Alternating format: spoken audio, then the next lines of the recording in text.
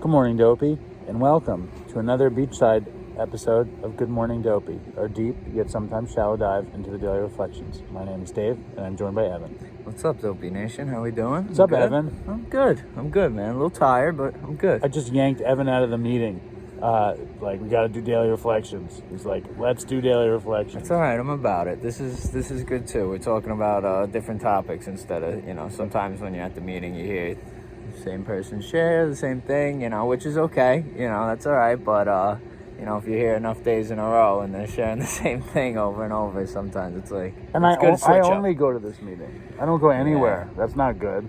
I mean, this is the meeting I come to the most, but sometimes I'll go to meetings at night, and it's good to hear different people. You hear different things. It's like, oh, wow, you get away from what you're hearing every single day, which is good. As long as you're around it, I think, and you're hearing things that are involved with recovery.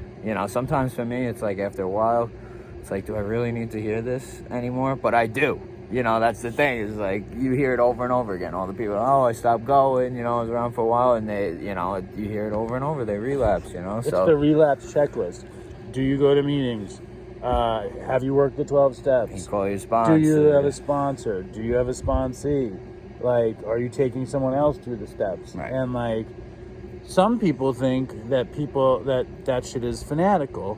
I used to think that was fanatical, but now I want the nice, insurance policy. Well, that's it. I mean, I think, even 2.5 years in, my fear of going back is still helped enough where I'm like, all right, I'm going to do it. And now, even so, it's just become so ingrained in my part of life at this point that it's like, it doesn't seem like a big thing, For me, it's not fear. It's not fear. And I had fear. Now it's like my practice, you know what I mean? It's it looks like this week on the show we have this guy called John Joseph, who is the lead singer of this hardcore band called the Cro-Mags, and he's a lunatic. Okay. He's Hare Krishna, and he wrote a book called The Positive PMA Effect, which is Positive Mental Attitude, and he talks about you have to have your Sangha, which is, I think, a Hindu thing where you have a practice in the morning, and, this is part of the practice in the morning. I pray in the morning, I exercise in the morning, I try to go to a meeting in the morning, I try to, I just want to have, people talk about living their best lives, and it's, it's very cheesy when you hear someone talking about living their best lives, but I really want to have as good a life as I could have. No, I mean, I'm in a different mindset today where it's like, if you told me that when I first came in, I'd be like, okay, shut the fuck up, just stop, but at this point, I know there's something to it, because you come here and you see all these people who are positive, and their lives may not be they don't have a boat or they don't have a big house, but they're just content, and that's what I want. I don't even care about the other shit at this point, and I know I'm a firm believer in if you put that out there, it's like manifestation. If you put the positive vibes out there, you're gonna attract positive people. So do you want contentment or do you want a boat?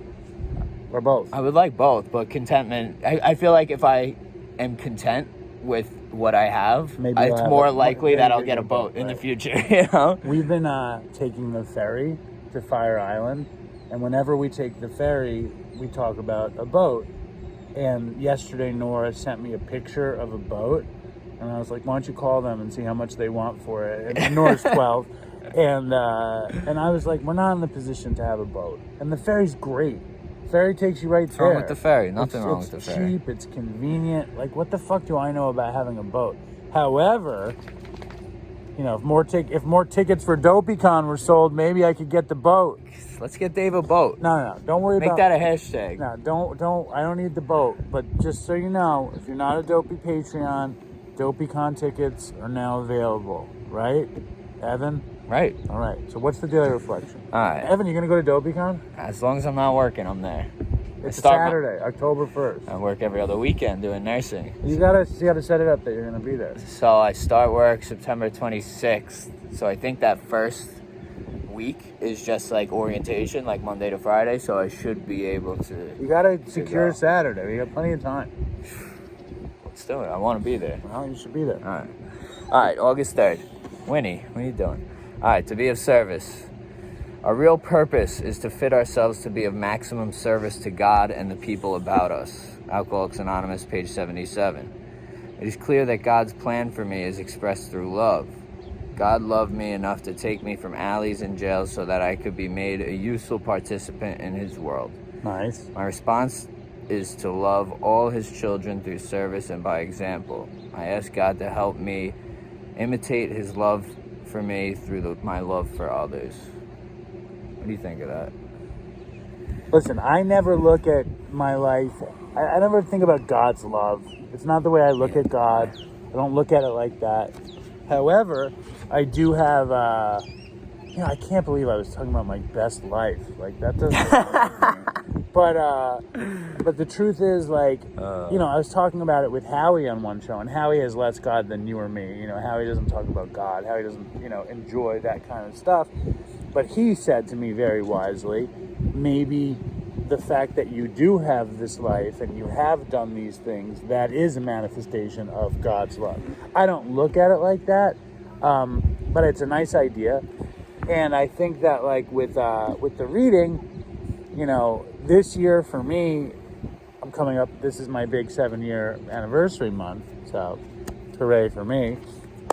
Thank you. Thank you very much. Shout out, Dave. But it's like my sponsor always would talk about, like, don't go up there and talk about everything you did in 7 years. He would say, talk about what you really came to understand this year. And I came to understand acceptance this year, that things are just the way they are. I should have accepted that when I was like 10, but I accepted that this year.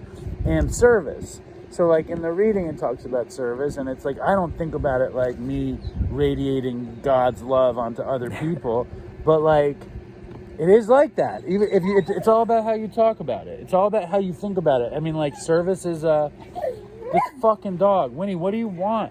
You want service? Here, look at this dog, Winnie. I love it, 2 different colored eyes. Talk. All right. People really were loving that you saved Winnie. Who was?